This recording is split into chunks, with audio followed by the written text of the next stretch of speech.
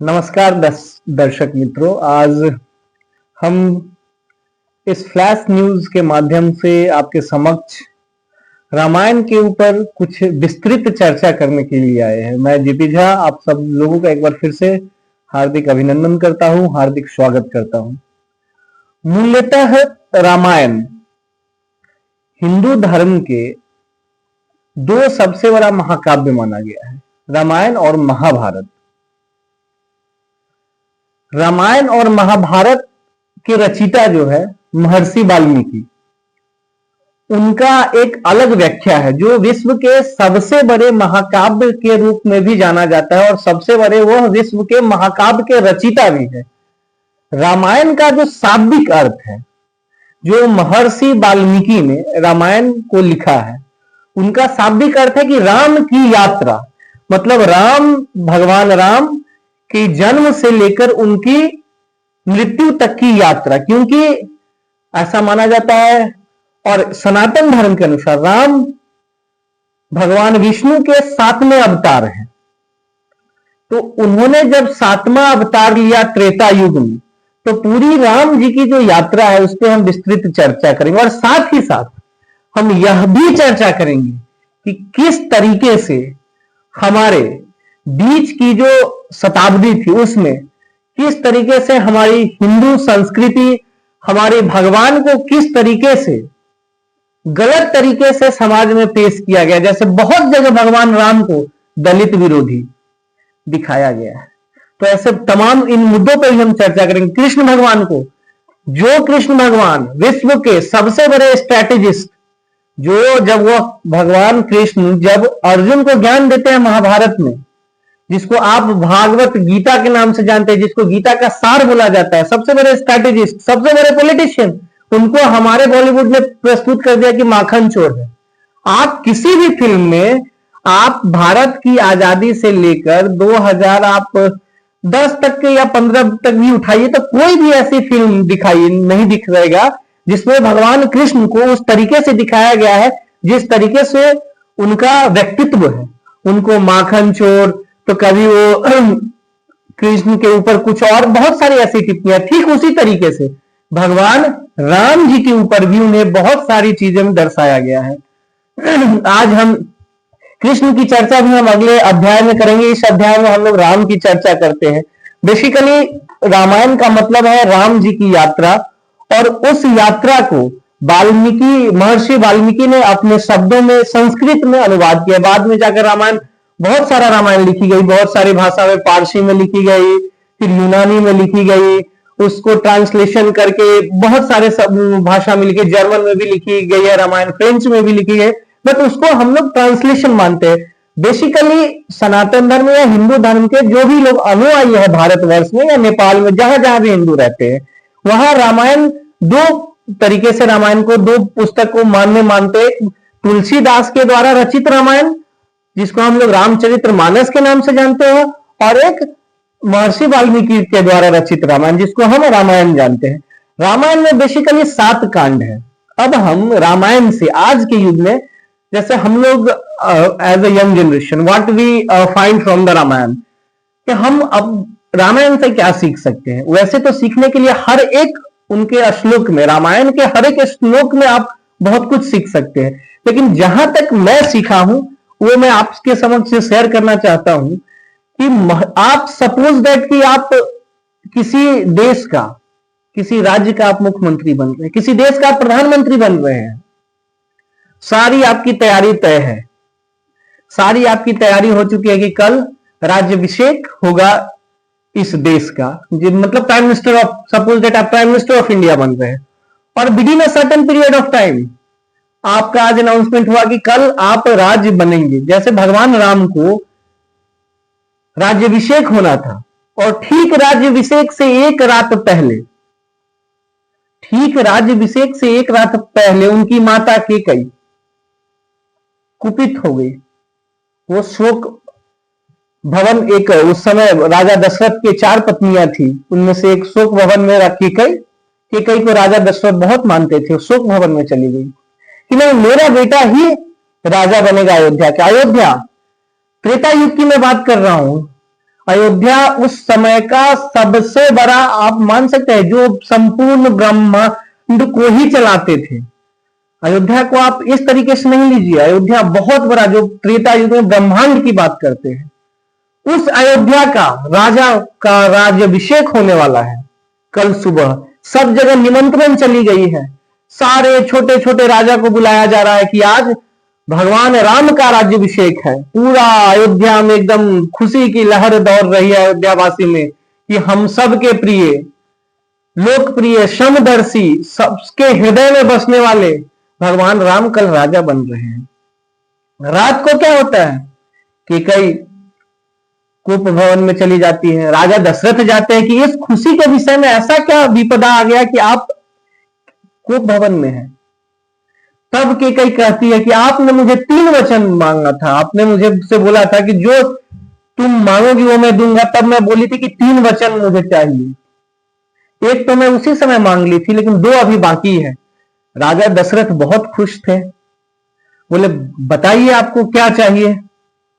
तब उसी समय कैकेयी ने उनसे कहा कि हमारा बेटा भरत अयोध्या का राजा बने और भगवान राम को 14 साल के लिए वनवास भेजा जाए। राजा दशरथ बहुत अचंभित हुए, शॉक्ड हुए कि जिसे हम सबसे ज्यादा प्रिय मानते हैं, आज वो हमसे ऐसी चीज मांग ली जो मेरे हृदय के सबसे करीब है, आज उसे हमें 14 साल के लिए हमसे दूर करना चाह रहे हैं। जरा आप सोचो, आज के युग में, इस कलयुग, ये त्रेता युग की मैं बात कर रहा हूं, और अगर हम कलयुग से कंपैरिजन करें तो आपको लगता है कि कल आपको प्राइम मिनिस्टर ऑफ इंडिया बनना है और आपके पिता अगर कह दे नहीं कल तुमको प्राइम मिनिस्टर ऑफ इंडिया नहीं बनना है, आपको इस देश का राजा नहीं बनना है, आपको 14 साल के लिए राजा का लिबास, राजा की नगरी और राजा की पारंपरिक वेशभूषा, पूरे अयोध्या को छोड़कर आपको वनवास जाना है। मैं गारंटी के साथ कह सकता हूं इस कलयुग में कोई ऐसा पैदा नहीं लिया।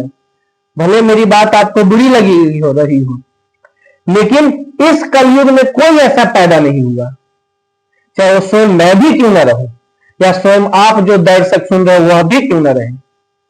तो यह सिर्फ सनातन धर्म ही आपको सिखाता है कि अपने पिता के प्रति, अपने पिता के वचन के लिए खुद को किसी भी चीज पे झोंक देना, यह सिर्फ हम रामायण से सीख सकते हैं। उन्होंने, पिता ने वचन दिया, पिता का वचन था उनकी पत्नी के लिए, मतलब उनकी सौतेली मां के लिए, उन्होंने तुरंत, उन्हें तनिक संकोच भी न किया, बिना संकोच किए हुए ने राजपाट सब त्याग कर, सारी राजशाही वस्त्र त्याग कर अयोध्या के लिए अयोध्या से वनवास की ओर निकल चले। माता सीता बिलखते रही, रोती ही रही, क्योंकि मां सीता तो शादी की थी राम से। फिर माता सीता ने कहा, हे प्रभु, मैं तो आपकी अर्धांगिनी हूं मैं तो आपकी अर्धांगिनी हूं, मेरा तो धर्म है और आप हमेशा धर्म की बात करते हैं, धर्म पलायन आप है, तो आप हमेशा धर्म की बात करते, तो मैं अपना धर्म कैसे छोड़ सकती हूँ, मुझे भी आपके साथ जाना होगा। फिर भगवान राम और माता सीता तैयार हुए। राम जी के तो ऐसे चारों प्रिय भाई थे, आपको पता होना चाहिए, बहुत लोगों को नहीं पता होगा कि उस समय भरत और शत्रुघ्न अयोध्या नगरी में नहीं थे। भरत और शत्रुघ्न अपने मामा के घर थे, वह अयोध्या में नहीं थे, क्योंकि पूरे रामायण में अगर सबसे कम किसी पे चर्चा हुई तो भरत और शत्रुघ्न पे, उन पे भी हम अगली अध्याय में चर्चा करेंगे। लेकिन आज हम राम के ऊपर बात कर रहे हैं, राम की यात्रा के ऊपर बात कर रहे हैं। फिर लक्ष्मण जी वही थे, अब उनसे रहा नहीं गया, क्योंकि एक भाई जो कल राजा बनने वाला है वह भाई तुरंत वनवास की ओर जा रहा है। देखिए समय कैसे चक्र लेता है, या नियति इसी का नाम है कि आप कल राजा बनने वाले हो, आज आपको रंग की तरह जीवन जीने के लिए तैयार रहना पड़ेगा। तो भगवान राम यही सिखाते हैं कि आप राजा होते हुए भी आपको तनी संकोच नहीं आना चाहिए कि अपना राज्य पाठ छोड़ने के लिए, अगर हमारी माता, हमारे पिता की इच्छा यही है तो।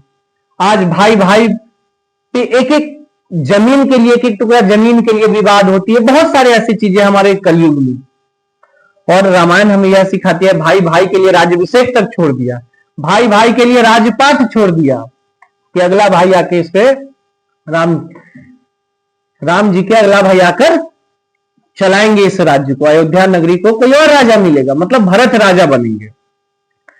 लक्ष्मण जी, सीता जी और राम जी चल पड़े वनवास की ओर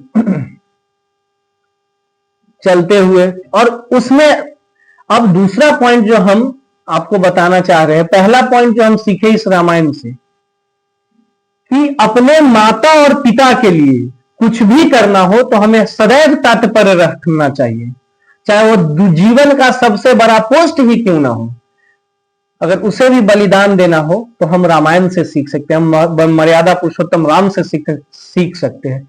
राम तो ऐसे ही, उनको भगवान का दर्जा तो तब मिला जब उनकी पूरी यात्रा समाप्त हुई। वह तो त्रिकालदर्शी, वह तो मतलब सब कुछ वो जान रहे थे, विष्णु के 100 अवतार थे, लेकिन उन्हें एक मनुष्य के जीवन में कितनी सारी कठिनाइयां आती है उनको सह के तब उन्हें मर्यादा पुरुषोत्तम राम बनना था। वह चल पड़े वनवास की ओर। बहुत लोग कहते हैं कि राम दलित विरोधी है। आप कैसे कह सकते हैं? सबरी को जूठा बेर भगवान राम ने स्वयं खाया, तब जाके उनको मुक्ति मिली। उनके यात्रा में सफल बनाने में वह केवट थे जो नाव से भगवान राम को नदी पार कराए, मतलब उस समय जो गंगा नदी थी वो केवट ही थे जो पार कराए, तब जाके वो जंगल की ओर वो प्रस्थान किए। वह तो चाहते, बहुत सारे राजा उनको आए होंगे बोलने कि अरे आपका पिताजी आपको आपके राज्य से बेदखल कर दिए हैं 14 साल के लिए, आपको राज्यपाट छोड़ने के लिए बोल दिए है। उनका ससुरार जनक जी भी तो राजा थे, मिथिला के राजा थे जनक जी, उनकी बेटी थी माता सीता, लेकिन नहीं, पिता का बात रखने के लिए उन्होंने 14 साल के वनवास को खुशी खुशी स्वीकार किया और चल दिए वन की ओर। जब वह, अब अगली पंक्ति में आप सुनिएगा, जब वह वन में पहुंच गए तो वन में पहुंचकर वो वन देवी को आदेश देते हैं, लक्ष्मण जी को कहते हैं वन देवी को सूचित किया जाए कि वो मेरे समक्ष प्रस्तुत हो, पेश हो मेरे समक्ष। वन देवी भी मतलब अचंभित की, स्वयं भगवान आज हमारे निवास स्थान पे आए हैं, मतलब वन देवी की तो निवास ही है वन में, तो आज स्वयं भगवान हमारे निवास स्थान पे आए, तो उनके लिए तो यह दिवाली, यही, अगर हमारे ही घर में कोई अतिथि आते हैं जो हम प्रिडिक्ट नहीं कर सकते, वैसे अगर कोई अतिथि आते हैं तो हम कितना खुश होते हैं, वैसे ही वन देवी खुश थी। वन देवी पहुंची भगवान राम के पास। अब जैसे ही भगवान राम के पास वन देवी पहुंचती है तो वन देवी क्या, भगवान राम वन देवी से क्या कहते हैं सुनिएगा।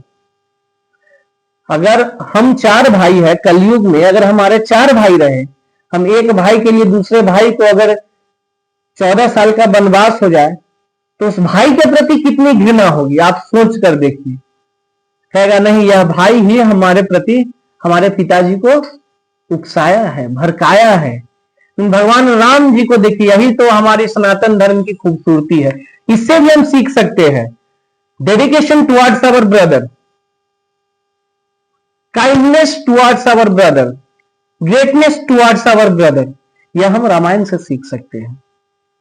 क्या सिखाते हैं? वन देवी को आदेश देते हैं कि अयोध्या नगरी से लेकर यहां तक के रास्ते में जितना भी कांटे हैं, जितना भी दुर्गम पाथ है, उसको तत्काल प्रभाव से उसे सही किया जाए और जितना कांटे हैं सबको हटा लिया जाए।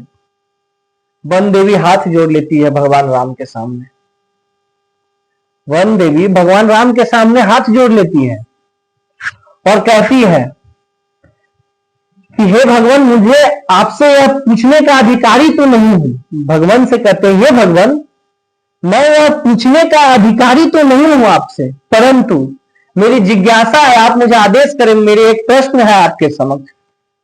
भगवान बोलते हैं तथास्तु, आज्ञा है, आप पूछिए क्या पूछना है, आपको क्या बोलना है। कहते हैं जो अयोध्या नरेश, जो अयोध्या को संचालित करेगा, क्या वह इतना कमजोर है कि एक छोटी सी कांट से उनको चुभन हो जाएगी? भरत पे कटाक्ष करते हैं वन देवी। भगवान राम क्रोधित हो जाते हैं। फिर वह बड़ी शांत स्वभाव से समझाते हैं वन देवी को, हे वन देवी, भरत तो इतना पराक्रमी है, भरत तो इतना पराक्रमी है कि वह तीनों लोक पे विजय प्राप्त कर सकता है। 100 हाथियों से बलशाली उसकी भुजाएं है। वह एक तीर से पूरे वन को सत्यानाश कर सकता है, जला सकता है, उनमें इतनी सामर्थ्य है। लेकिन आपको पता है वन देवी? तो पूछते हैं क्या? लेकिन उन्हें अगर पता चलेगा, भरत को अगर पता चलेगा कि हमारी वजह से हमारे भाई को इतने सारे कांटे चुभने पड़े, तो वो रो रो के मर जाएगा। वो बिलख बिलख के रोएगा कि हमारे वजह से हमारे भाई को कितना कष्ट झेलना पड़ा। तो मेरा भाई उस कष्ट को ना झेले, इसीलिए मैं आपको आदेश करता हूं कि यह सब कार्य तत्काल प्रभाव से अविलंब इसकी पूर्ति हो और इसकी साफ सफाई हो। वन देवी हाथ जोड़ लेती है, कहती है भगवान, सर झुका के कहती है भगवान आप तो भगवान हैं। इससे आप क्या सीख सकते हैं? देखिए, लोग के प्रति वैमनस्यता आ जाती है, लेकिन हमारे भगवान राम, और यह हकीकत है कि भरत के प्रति इसका उल्लेख भी है, भरत के प्रति उनका स्नेह है, इतना ज्यादा है। वह कहते हैं कि भरत को बहुत दुख होगा, और वह यह भी वन देवी से कहते हैं मुझे कोई बुलाने आए या ना आए, अयोध्या के लिए 14 वर्ष से पहले मुझे कोई बुलाने आए या ना आए, लेकिन मेरा भाई भरत जरूर मुझे बुलाने आएगा। और भरत तो पूरा चित्रंगनी सेना लेकर, पूरी अयोध्या से सेना लेकर, गुरु वशिष्ठ को लेकर, गुरु वशिष्ठ कुलगुरु थे, भगवान राम के कुलगुरु थे, मतलब उन सब के कुलगुरु थे। गुरु वशिष्ठ को लेकर, माताओं को लेकर चल पड़े कि नहीं हम तो भैया को मनाकर ले आएंगे। और जैसे ही वहां पहुंचते हैं, भगवान राम के पैर छूकर रोने लगते हैं, बहुत रोने लगते हैं, और कहते हैं भैया चलिए, मैं अपना प्राण इसी जगह आहुति दे दूंगा अगर आप नहीं चलेंगे तो। उस समय तक भरत को ज्ञात ही नहीं है, इस शोक से कि मैं राम को वनवास दे दिया, इस शोक से राजा दशरथ की मृत्यु प्राप्त हो चुकी है। गुरु वशिष्ठ उस समय भरत को कहते हैं ये सब आपके पूर्वज हैं, इनको प्रणाम कीजिए। तब उन्हें पता चलता है कि अब मेरे पिताजी भी नहीं रहे।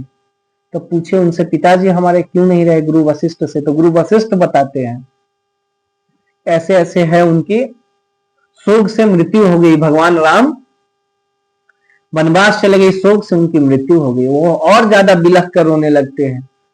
वह माता केकई को कहते हैं कि मैं इस जीवन का सबसे बड़ा अभागा पुत्र हूं, जो मैं आपके कोख से जन्म लिया हूं, क्योंकि मेरी वजह से, आपकी वजह से आज हमें ये प्रताड़ना सहन पर हुआ है।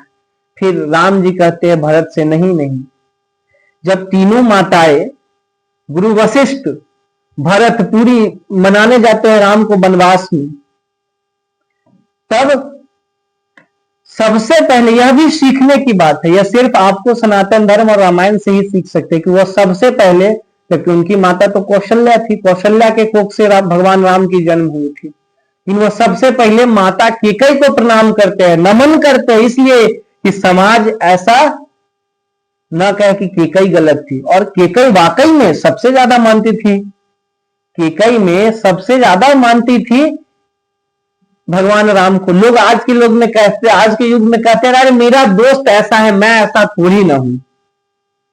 लोग आज के in today generation we are talking about ना, I am not doing these things, my friend is doing this, I have not impact a single things on that. मतलब कि हमें उससे कोई लेना देना नहीं है। यह तो भगवान राम, रामायण से आप सीख सकते हैं कि जब केकई को इतना प्रेम था भगवान राम से, सिर्फ 15 सेकंड के वार्तालाप में जब केकई का मति भ्रष्ट कर सकता है, तो हम आप क्या है? किसी के प्रति किसी का मति भ्रष्ट कितना जल्दी हो जाता है, ये हम आप क्या है जब स्वयं केकई का, माता केकई का बुद्धि भ्रष्ट हो सक गया। भगवान राम प्रणाम करते हैं। राजा, अब तो राजा हो चुके थे, भरत काफी रिक्वेस्ट उनसे करते हैं, आग्रह करते हैं कि भगवान आप चलिए, नहीं तो हम आपके बिना नहीं रह सकेंगे। फिर वहां पे राम जी क्या कहते हैं, भ्राता हम तो चलेंगे, तुम्हारे प्रेम के लिए तो मैं कहीं भी चल सकता हूं। यह तो अयोध्या नगरी है, यह तो अयोध्या नगरी है, हम आपके प्रेम के लिए तो कहीं भी चल सकते हैं, लेकिन उस वचन का क्या होगा जिस वचन के लिए हमारे पिता की जान चली गई। पिता की जान किस लिए गई? वह वचन था। तो यह हम रामायण से, हम सनातन धर्म से सीख सकते हैं कि वचनबद्ध व्यक्ति को होना चाहिए। यह नहीं कि आज कुछ और बोले कल कुछ और बोले। हमें हमेशा अपने वचनबद्ध होना चाहिए, वचन के ऊपर हमेशा रहना चाहिए। इसीलिए बोली जाती है कहावत, रघुकुल रीत सदा चली आई, प्राण जाहि पर वचन न जाई। अवध भाषा में एक, हमारे अवध भाषा में कहावत है कि मतलब वचन की पूर्ति के लिए अगर प्राण भी जाए तो तनिक भी पीछे नहीं हटना चाहिए, क्योंकि वचन पूर्ति इंपॉर्टेंट है। और उस समय फिर भरत कहते हैं भगवान राम से, भैया भ्राता मैं आपका आदेश तो मानता हूं, मैं आपका आदेश इस वचन के लिए मान रहा हूं, लेकिन 14 साल बाद एक दिन भी विलंब हुआ तो आप मेरा जिंदा मुख नहीं देखेंगे, मैं उसी दिन अपने प्राण को आहुति दे दूंगा। और उस सिंहासन पे, वह सिंहासन आपका, और वह सिंहासन पे मैं सदैव जीवन भर मैं कभी नहीं बैठूंगा। और भरत ऐसा ही करते हैं। वह पूरे अयोध्या में जब तक भगवान राम नहीं आते 14 साल तक वह कभी सिंहासन पे नहीं बैठते हैं। सिंहासन उनका भगवान राम से उसी वन में खराब लेते हैं, जिसको पादुका चरण कहते हैं। पहले के जमाने जैसे आज हम लोग शूज यूज करते हैं, स्लीपर यूज करते हैं, तो उस समय खराव यूज होता था जो लकड़ी का बनता था। आज भी बहुत सारे मतलब आप हिंदी भाषी क्षेत्र में या फिर आज भी बड़े बड़े साधु संत खराव यूज करते हैं। तो उस समय खराव भगवान राम की वह चरण पादुका लिए और वह मस्तक पर रखे अपने, और उसको लेकर अयोध्या गए भरत, और वह सिंहासन पे वह चरण पादुका रखकर 14 साल तक शासन किया अयोध्या पे, 14 साल तक सेवा किया अयोध्या पे। तो ये सिर्फ रामायण सिखाता है भ्रातृ प्रेम, एक भाई दूसरे भाई के प्रति कितना स्नेह होना चाहिए, कितना लगाव होना चाहिए, इससे हम सीख सकते हैं। जो लोग कहते हैं, अगर हिंदू धर्म में बहुत सारी बातें हिंदू धर्म में की जाती है कि हिंदू धर्म में बहुत सारी जातीय है, कास्ट सिस्टम है, अनटचेबिलिटी है, छुआछूत है, अगर ऐसा रहता तो क्या तुलसीदास रचिता है रामायण के? आपको पता है तुलसीदास रामचरितमानस के रचिता है, वह तो कहीं नहीं आए थे कोई और कैटेगरी से। हमारे धर्म में, हमारे शास्त्र में हमेशा से ज्ञान को ऊपर का भाग माना जाता है, मतलब सर्वप्रिय, मतलब ज्ञान जिसके पास है, जाति से नहीं, ज्ञान से लोग ब्राह्मण होता है या क्षत्रिय होता है या कर्म से अपने, वो अपने आप को इस योग्य साबित करते हैं। आज हम रामायण में इतना ही, फिर अगले दिन हम आपके साथ रामायण में से और क्या हम सीख सकते हैं। आज तो हम सीखे भ्रातृ प्रेम, किस तरीके से आज हम झुठलाए कि राम जी को जो दलित विरोधी कहते हैं, तो सबरी का जूठा बेल राम क्यों खाते? केवट उनको पार कराया है, मतलब नदी पार केवट कराया है, वह भी तो निम्न जाति से थे, वह स्वयं क्षत्रिय थे भगवान राम। तो यह सिर्फ बॉलीवुड हमारे धर्म को हमेशा छोटा करने के पीछे लगा है, और हम अपनी सांस्कृतिक, हम अपनी अध्यात्म से विमुख होते गए। हम हमेशा मतलब, hey man, I don't like, I am not believing on God and I am not believing in our culture, I am not believing, हम so called मॉडर्न होने के लिए, हम कथा कथित खुद को मॉडर्न बनने के चक्कर में हम अपने अध्यात्म, जब यह देश, गौर कीजिएगा मेरी इस पंक्ति पे, जब यह देश ऋषि मुनियों के हाथ में था तब इसे सोने की चिड़िया कही जाती थी। और आज क्या है, 2000 वर्ष के बीच का जो आप हिस्ट्री निकालिएगा, हमारे यहां कोई आक्रांता क्यों आता था? कोई भी आक्रांता हो, इसलिए ना कि हम समृद्ध थे। हम समृद्ध रहेंगे तभी ना हमारे घर में कोई लूटने आएगा। अगर मैं खुद गरीब रहूंगा तो हमारे घर में कोई क्यों चोरी करने आएगा? मेरे पास कुछ है ही नहीं तो हमारे यहां से लेके आ जाओगे? तो ये सोचने की विषय है, ये पढ़ने की विषय है, ये जानने की विषय है। हम आप सब युवा से आग्रह करते हैं कि जीवन में एक बार महाभारत और रामायण अवश्य पढ़ें, और पढ़े नहीं, उसको अपने मॉडर्न जीवन से जोड़े। Not read that book as a holy epic Ramayana, not read that book as a Hindu धर्म ग्रंथ है, किसी भी धर्म से आप read that book as a strategist, read that book as a strategy maker, read that book as a philosopher। इस तरीके से आप पढ़िए, आपको बड़ी मजा आएगी इस पुस्तक में। हर एक श्लोक में, हर एक पंक्ति में, हर एक अध्याय में अपने आप में बहुत बड़ी चीज है। धन्यवाद। फिर मैं आपसे मिलता हूं, मैं जेपी झा, फिर आपके समक्ष अगले संस्करण में भगवान राम के ऊपर, किस तरीके से भगवान राम अनैतिक का साथ न देके, जो व्यक्ति सबसे ज्यादा बलशाली है, सबसे ज्यादा बलशाली है, उसका साथ न देकर जो सबसे कमजोर है समाज में उसका साथ देते हैं, और किस तरीके से समाज के सबसे छोटी व्यक्ति को सबसे उच्च पद पे विराजमान करवाते हैं, यह सब हम अगली पंक्ति में आपको बताएंगे, अब अगले संस्करण में बताएंगे। तब तक के लिए धन्यवाद, नमस्कार, जय श्री राम, वंदे मातरम, भारत माता की।